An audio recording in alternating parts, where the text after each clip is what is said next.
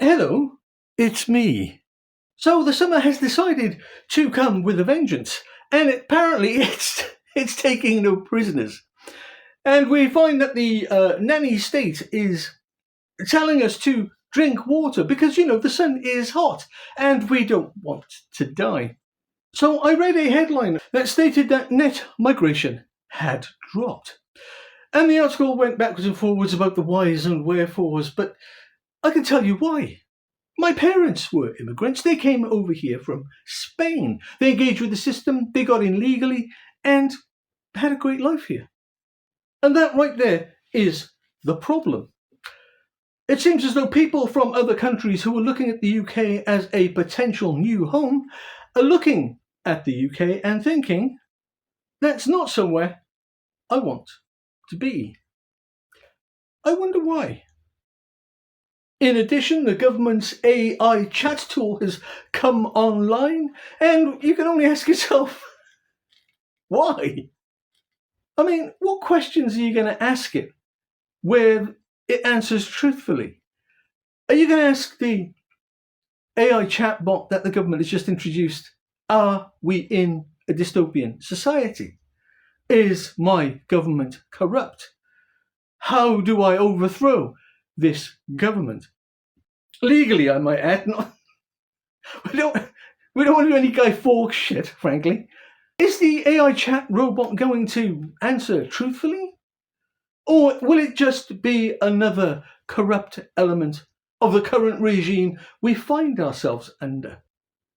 Is it there to tell people, it's okay, it's fine, there are no problems, you're fine? Well, I know which one I think it will be, and it's not the former. Talking of everything's fine, Andy Burnham. He's been wheeled in from stage left in Markerfield to legitimise his political ambitions of standing for the Labour premiership. And you have to ask yourself, of all the despicable individuals that there are who are ready, willing and eager to replace the even more despicable Keir Starmer, why Andy Burnham? Or Burnham, in fact.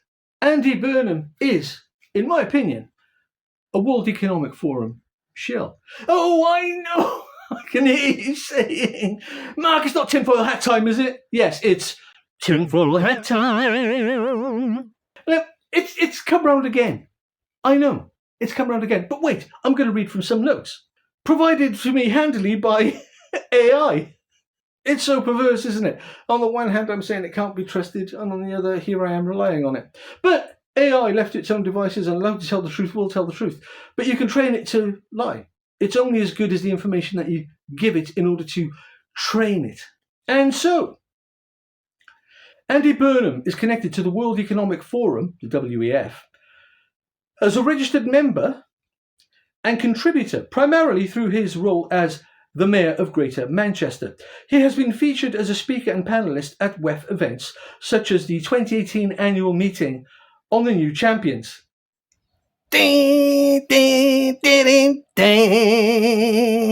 where he discussed city-to-city collaboration and inclusive local economies. Interesting choice of words, that, isn't it?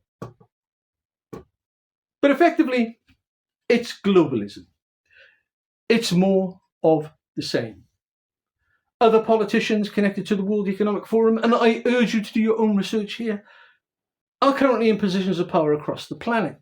Certainly Europe, making things very difficult for the average Joe like myself and yourselves.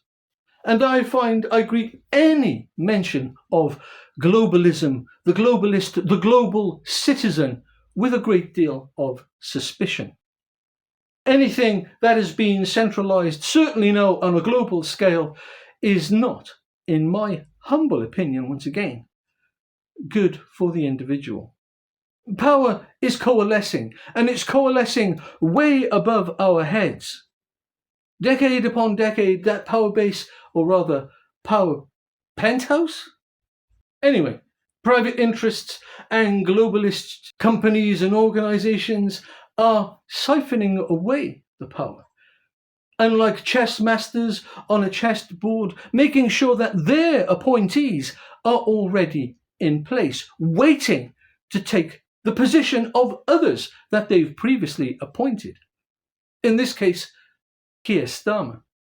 And that's the problem that we have currently. That's what we as citizens who have to start engaging with politics more and more now, if we're to see our freedoms restored, need to start doing.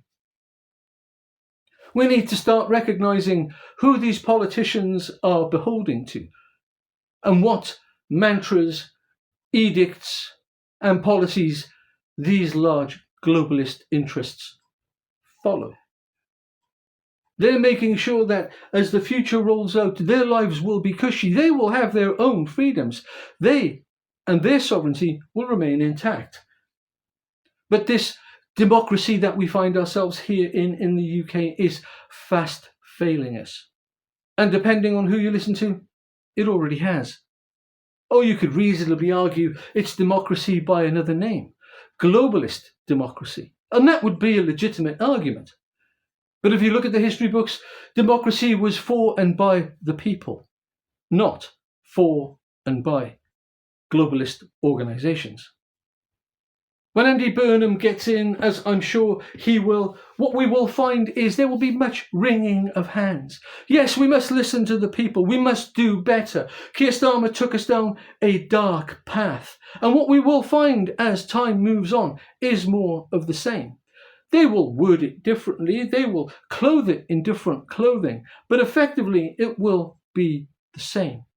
Globalism is here, and it's here at any cost. And if anybody out there thinks that democracy won't be sacrificed at the altar of globalism, then I've got news for you. It's being sacrificed right now. And Andy Burnham is just one part of that sharp blade that will excise liberty from the corpus of the people. And I've said it before, and I will say it again. I'll say it again right now. If we are to have real change in this country, we must start to flock to those politicians whom the MSN, the mainstream media, find the most unpalatable. At this moment in time, there are only two credible options. And that is Rupert Lowe, who is, as has been pointed out in my comments, Tory light or ex-Tory or Tory wannabe, whichever way you want to describe him. But he has been much maligned by the system that he once championed. And now he's up for revenge. And frankly, that's not a bad place to start from, if you want change.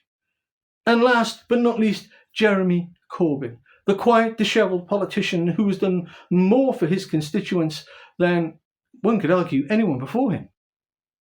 He is liked, revered, and hated by the MSN.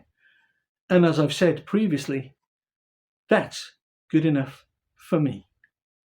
Do let me know what you think in the comments. Do like, subscribe and share. It really would help the channel. And until next time, do look after yourselves.